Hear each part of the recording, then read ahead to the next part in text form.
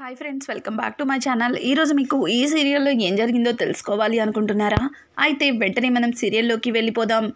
ఇక రాజ్ అయితే ఇంటికి వచ్చేసరికి ఇంట్లో అందరూ కూడా రాజ్ని ఒక్కొక్క ప్రశ్న అడుగుతూ ఉంటారు. మొత్తానికి రాజ్, మీరు అడిగినట్టుగా నేను కళావతిని తీసుకెళ్తానికి వెళ్ళాను, కానీ తనకి చాలా పొగరెక్కువ. ఎంత రమ్మని పిలిచినా కాళ్ళు పట్టుకుంటానన్నా రాలేదు. ఇక నన్ను ఈ విషయంలో ఇబ్బంది పెట్టద్దు, ఎవరు అడగద్దు అని చెప్పి రాజ్ అయితే చాలా ఆవేశంలో తన గదిలోకైతే వెళ్ళిపోతాడు. ఇక్కడ రుద్రాణి అలాగే రాహుల్ అయితే ఒకరికొకరు ఐఫై కొట్టుకుంటారు. మమ్మీ, మొత్తానికి ఆ కావ్య ఇంటికి రాలేదు, హ్యాపీ, నాకిప్పుడు చాలా సంతోషంగా ఉంది అని చెప్పి రాహుల్ రుద్రాణితో అంటూ ఉంటే, రుద్రాణి, ఆ కావ్య ఎప్పటికీ రాకుండా చెయ్యాలి, ఇంకా తరువాత స్టెప్ ఆలోచించాలి అని చెప్పి రుద్రాణి తెగ సంబరపడిపోతుంది. ఇక్కడ చూస్తే అపర్ణ తన గదిలో కూర్చుని రాజ్ గురించి, కావ్య గురించి ఆలోచిస్తూ ఉంటుంది. అలాగే రాజ్ కూడా తన గదిలో కావ్య మాట్లాడిన మాటల్ని గుర్తు చేసుకొని ఒక్కసారిగా వెనక్కి తిరిగి చూసేసరికి తన అంతరాత్మ కనిపిస్తుంది. అంతరాత్మని చూసిన రాజ్, వచ్చేసావా, ఇంకా రాలేదేంటా అనుకున్నాను. రే, నువ్వు నా ఒంట్లోనే ఉంటావు, నేనేంటో నీకు బాగా తెలుసు.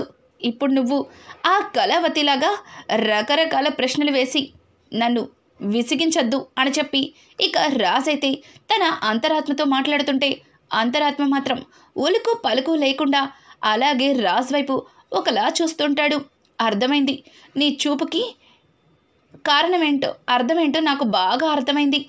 అక్కడ కళావతితో నేను కొంచెం ఎక్కువ మాట్లాడాను, అదే కదా, దాని గురించేగా నాకు క్లాస్ తీసుకోవడానికి వచ్చావు అని చెప్పి రాజ్ అయితే తన అంతరాత్మని అడుగుతూ ఉంటే, తన అంతరాత్మ దానికి కూడా సమాధానం లేకుండా అలానే చూస్తుంటాడు. రేయ్, ఏదో ఒకటి మాట్లాడరా, నువ్వలా చూస్తుంటే నాకు ఇబ్బందిగా ఉంది అని చెప్పి రాజ్ అయితే తన అంతరాత్మని అడుగుతూ ఉంటాడు. అలాగే ఇక్కడ చూస్తే అపర్ణ రాజ్ గురించి, కావ్య గురించి ఆలోచిస్తూ ఉండగా ఇంతలో సుభాష్ లోపలికి వస్తాడు. సుభాష్ అయితే అపర్ణని చూసి, అపర్ణ, ఇంకా నిద్రపోలేదా? ఇంతసేపు నిద్రపోకుండా ఉంటే నీ ఆరోగ్యం ఏం కావాలి అని చెప్పి సుభాష్ అయితే అపర్ణని అడుగుతూ ఉంటే, అపర్ణ సుభాష్ వైపు సీరియస్గా చూసి తల పక్కకి తిప్పుకుంటుంది.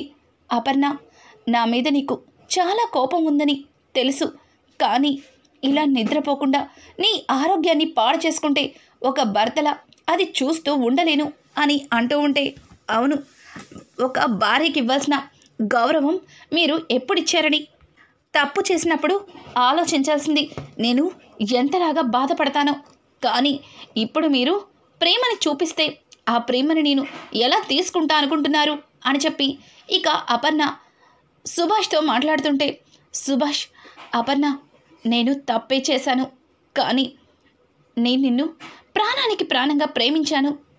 నువ్వు ఇలా నాతో ఉంటే నేను తట్టుకోలేకపోతున్నాను. ప్రతి క్షణం నీ గురించి ఆలోచిస్తూ ఎంతగా కుమిలిపోతున్నాను, నీకు అర్థం కావట్లేదు. నన్ను అర్థం చేసుకో అపర్ణ అని చెప్పి సుభాష్ అయితే అపర్ణ రెండు చేతుల్ని పట్టుకుంటాడు. ఇక అపర్ణ ఆ చేతులు వదిలేసి, చాలే, ఇక ఆపండి, ఇప్పుడు మన గురించి కాదు, మన కొడుకు కోడలు గురించి ఆలోచించండి. వాడి ఈగోతో వాడి జీవితాన్ని వాడే చేతులారా నాశనం చేసుకుంటున్నాడు. తన భార్యని పుట్టింటికి పంపించి ఏదో సాధించినట్టు గర్వంగా ఇంట్లో తిరుగుతున్నాడు. వాడు తప్పు చేసినట్టు వాడికి ఎందుకు తెలియటం లేదో నాకు అర్థం కావట్లేదు. ఎంతైనా మీ రక్తమే కదా, తప్పు చేసి మీరు కూడా అలాగే ఏ తప్పు చెయ్యనట్టు ఇంట్లో తిరుగుతుండేవారు కదా అని అడగడంతో, అపర్ణ, ఇప్పుడు అదంతా కాదు, ముందు రాజ్ గురించి ఆలోచించు. రాజ్ ప్రేమగా కావ్యకి క్షమాపణ చెప్పి తను చేసిన దానికి కావ్య దగ్గర సిగ్గుపడుంటే ఖచ్చితంగా కావ్య రాజ్ని అర్థం చేసుకుని తిరిగి మళ్ళీ ఈ ఇంట్లో అడుగుపెట్టి ఉండేది. కానీ వీడక్కడికెళ్ళి ఏం మాట్లాడాడో ఏంటో అని చెప్పి ఇక సుభాష్ మాట్లాడుతుంటే, సుభాష్ మాటలకి అపర్ణ, అవునండి, మీరు చెప్పింది కూడా నిజమే, నా కోడలు ఆత్మాభిమానం కాల మనిషి, తన ఆత్మాభిమానం మీద దెబ్బతీస్తే ఏ ఆడదైనా తట్టుకోలేదు, అది భర్త అయినా మరెవరైనా సరే అని చెప్పి ఇంకా అపర్ణ సుభాష్తో మాట్లాడుతూ రాజ్ కావ్యల్ని తిరిగి మళ్ళీ ఎలా ఒక్కటి చేయాలా అని ఇద్దరు ఆలోచిస్తూ ఉంటారు. ఇక ఇక్కడ చూస్తే తన అంతరాత్మ, రేయ్ నువ్వు కళావతి మీద ప్రేమతో తన ఇంటికి వెళ్ళలేదు, కేవలం మమ్మీ కోసం మాత్రమే వెళ్ళావని నాకు తెలుసు. కానీ అక్కడ చెత్తవాగుడంతా వాగి కళావతి మనసుని ఎందుకురా మరీ అంత బాధ పెట్టావు అని అడగడంతో దానికి రాజ్, ఏయ్ ఏంట్రా నన్నే రా అంటున్నావు అని అంటుంటే, నేను నువ్వు ఇద్దరం ఒకటే కదా, ఎవరిని ఎవరు రా అనుకుంటే ఏముందిలే చెప్పు, కళావతి మనసుని ఎందుకు బాధ పెట్టావు, తన విరిగిన మనసుని మరింత ముక్కలు ఎందుకు చేశావు అని చెప్పి తన అంతరాత్మ రాజ్ని ప్రశ్నిస్తుంటుంది. చూడు, నేను దాని మీద ప్రేమతో దాని దగ్గరికి వెళ్ళలేదు, కేవలం మమ్మీ కోసమే వెళ్ళానని అర్థం చేసుకున్నావుగా, అది చాలు. ఇక అది రాదన్న సంగతి కూడా ఇంట్లో గట్టిగా చెప్పేశాను. ఇక నువ్వు దాని గురించే పదే పదే అడిగి నన్ను విసిగిచ్చద్దు, వెళ్ళరా వెళ్ళు అని చెప్పి ఇక రాజ్ మాట్లాడుతుంటే రాజ్ మాటలకి తన అంతరాత్మ, నిజమే లేరా, నువ్వు కళావతిని ఇష్టపడకుండానే ఈ ఇంటికి కాలావతిని తీసుకొచ్చావు, అలాగే కళావతిని నువ్వు ఇష్టపడకుండానే తనతో కాపురం చేసేసావు, ఇదంతా నేను నమ్మాలి మరి అని అనడంతో, నువ్వు నమ్మితే నాకేంటి, నమ్మకపోతే నాకేంటి, నా మీద నాకు నమ్మకం ఉంది అని చెప్పి రాజ్ మాట్లాడుతుంటే, చూడు నువ్వెంత పెద్ద తప్పు చేస్తున్నావో నీకు అర్థం కావట్లేదు, నీ వల్ల నేను ఇబ్బంది పడుతున్నాను, అది నీకు ఎప్పుడు తెలిసొస్తుందిరా అని చెప్పి ఇక తన అంతరాత్మ రాజ్తో మాట్లాడుతుంటాడు. రాజ్ అయితే, ఆ కళావతి ఇంటికి వెళ్తే నన్నెంతలా అవమానించింది, అట్లాంటి ఆడదాన్ని జీవితంలో ఇంటికి తీసుకురాను, అసలు ఆ ఇంటి గడపే తొక్కను అని చెప్పి ఇక రాజ్ అయితే తన అంతరాత్మతో మాట్లాడుతుంటే తన అంతరాత్మ, చాలే ఇదే ఇదే ఈ గర్వమే ఎక్కువయ్యి నీ భార్యని దూరం చేసుకున్నావు, నువ్వు తనతో గొడవ పడిన విషయాల్ని గుర్తు చేసుకుంటున్నావు, కానీ తనతో ప్రేమగా ఉన్న విషయాలు అన్నీ మర్చిపోతున్నావు. చూడు, కళావతి నిజంగా తప్పు చేసింది అంటే నువ్వు నమ్ముతున్నావా, ఒక్కసారి నీ గుండెల మీద చెయ్యి వేసుకొని చెప్పు అని అంటుంటే, రేయ్ నువ్వు అది ఇది చెప్పి నా మనసు మార్చడానికి ప్రయత్నించద్దు, కళావతి తప్పు చేసింది, తప్పు చేసే తీరింది, నువ్విక ఏం మాట్లాడకు, నాకు నిద్రొస్తుంది, లోపలికి రా పడుకుందాం అని చెప్పి ఇక రాజ్ అయితే మంచం మీదకెళ్ళి పడుకుంటాడు. ఇక్కడ చూస్తే కావ్య అయితే రాజ్ ఇంటికి వచ్చి తనతో మాట్లాడిన ప్రతి మాటని గుర్తు చేసుకొని తనలో తను కుమిలిపోతుంది.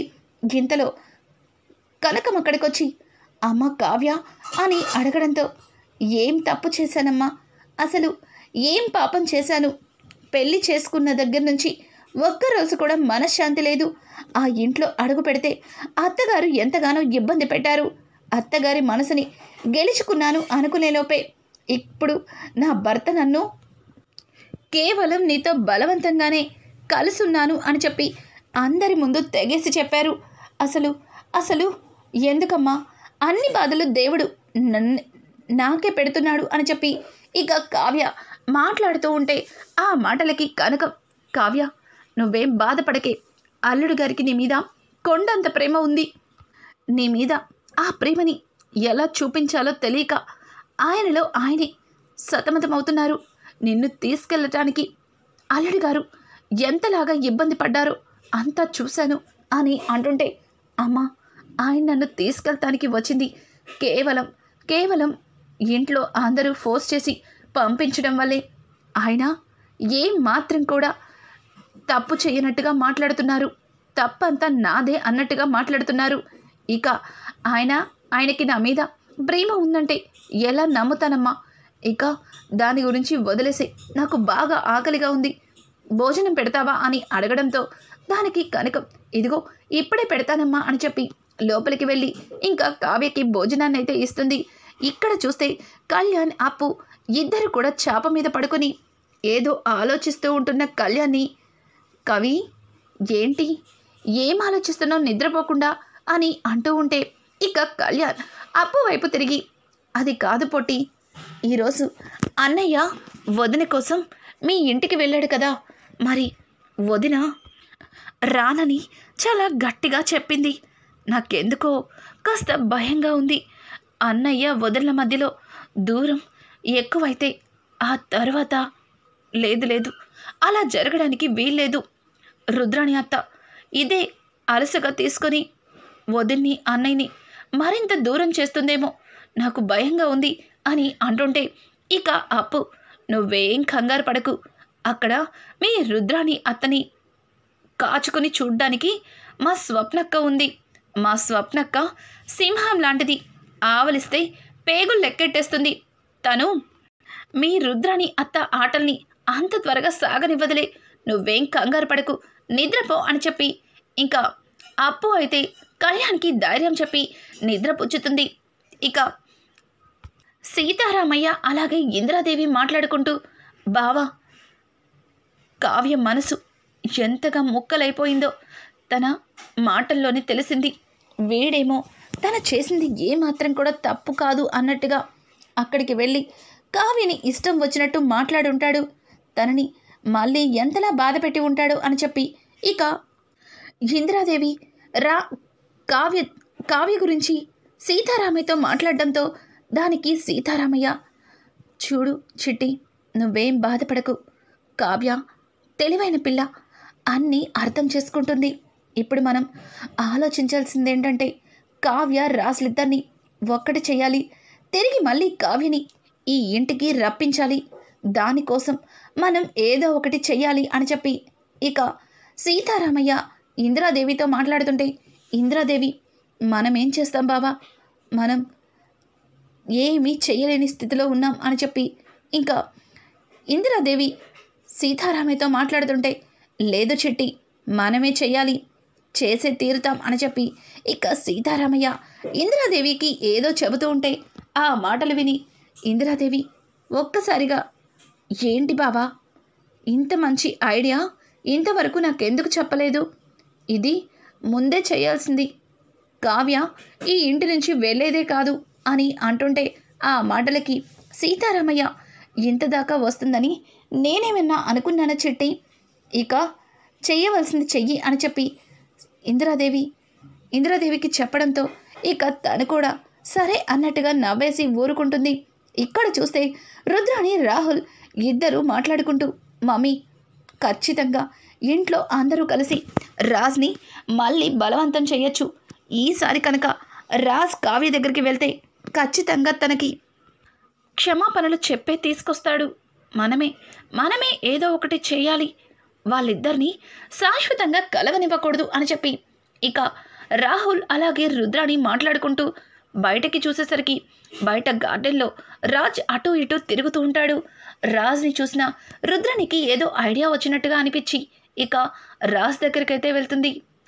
రాజ్ అని మాట్లాడడంతో ఇంకా రాజ్ అయితే రుద్రాణిని చూసి, అత్త, మీరా, రండి, ఏం కావాలి అని అడుగుతూ ఉంటే, అది కాదు రాజ్, నువ్వు నీ సంస్కారాన్నంతా పక్కన పెట్టి ఆ కావ్యని తీసుకురావడానికి వెళ్ళావు, కానీ ఎంత పొగరు తనకి, నీతో రానిది కాకుండా ఇష్టం వచ్చినట్టు నిన్ను అవమానించింది అని అనడంతో ఒక్కసారిగా రాజ్ ఆశ్చర్యపోతూ, నన్ను కళావతి అవమానించిందని నీకెవరు చెప్పారు అత్త అని అడగడంతో, చూడు రాజ్, నిన్ను చిన్నప్పటి నుంచి చూస్తున్నాను, నువ్వు ఎలా ఉంటావో నాకు ఆ మాత్రం తెలీదా, నువ్వు వచ్చిన దగ్గర నుంచి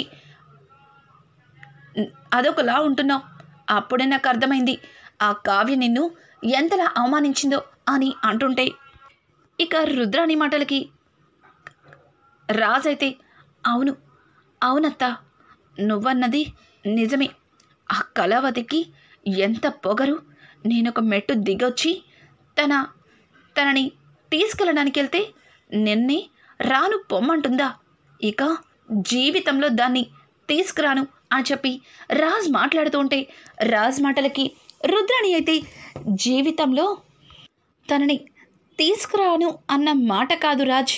ముందు తన మీద ఉన్న మంచి అభిప్రాయాలని ఇంట్లో అందరి ముందు దూరం చేయాలి. అప్పుడే ఇంట్లో వాళ్ళు కూడా నిన్ను తనని తీసుకురమ్మని ఇబ్బంది పెట్టరు అని చెప్పడంతో దానికి రాజ్, ఏం మాట్లాడుతున్నారత్త, నాకు అర్థం కావట్లేదు.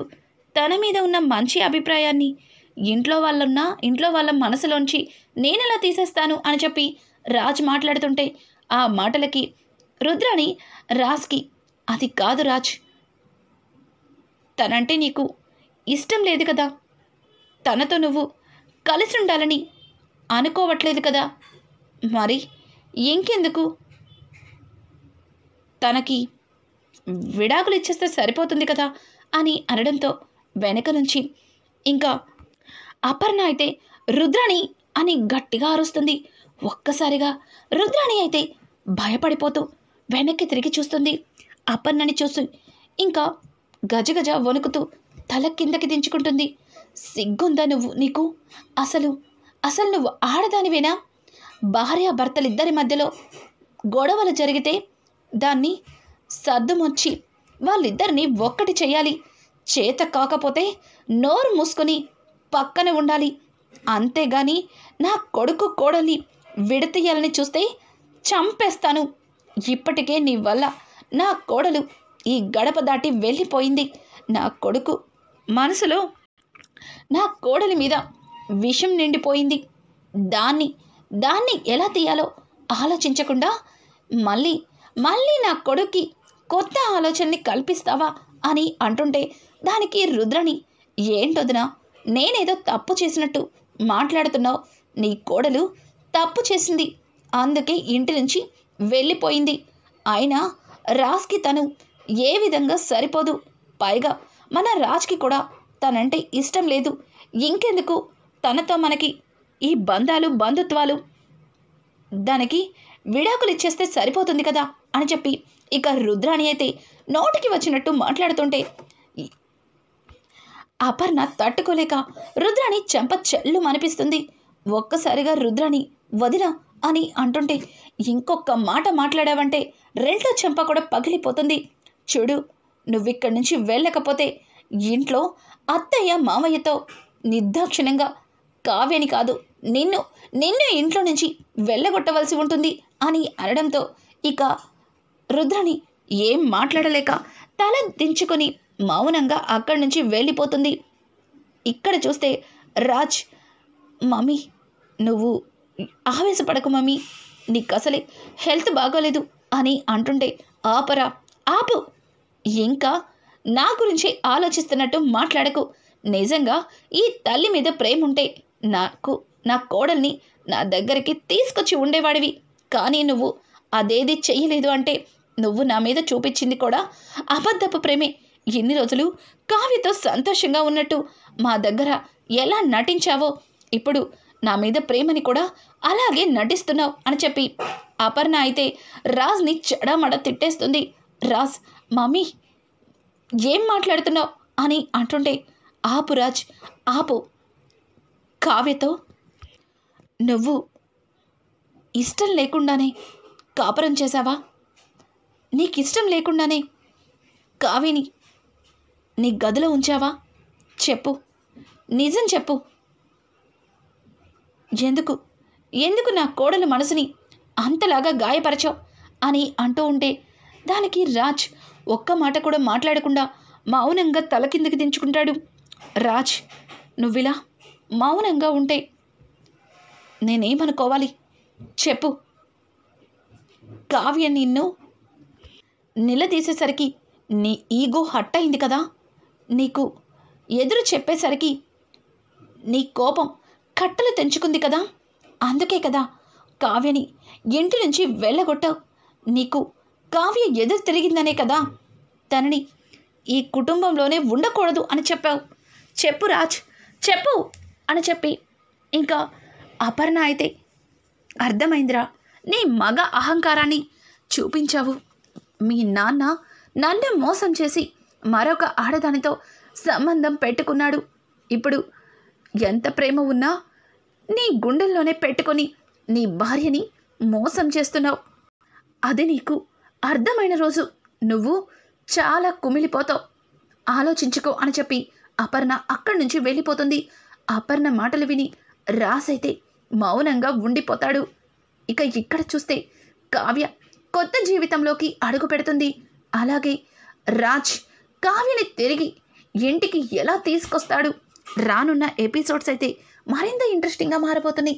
ఈ వీడియో నీకు నచ్చినట్టయితే లైక్ చేసి సబ్స్క్రైబ్ చేసుకోవడం మాత్రం మర్చిపోకండి. Thanks for watching. Hi friends, welcome back to